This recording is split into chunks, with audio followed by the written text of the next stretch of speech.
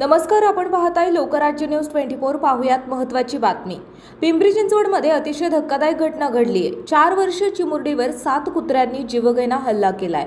मेहत्रे वस्ती येथील या हल्ल्याची दृश्य सीसीटीव्हीत कैद झाली। ही दृश्य खूप विचलित करणारी आहेत। रविवारच्या दुपारी ती घरातून समोरच्या मोकळ्या जागेत खेळायला बाहेर पडली, पण त्याच वेळी दबा धरून बसलेल्या कुत्र्यांच्या टोळीने तिला घेरलं।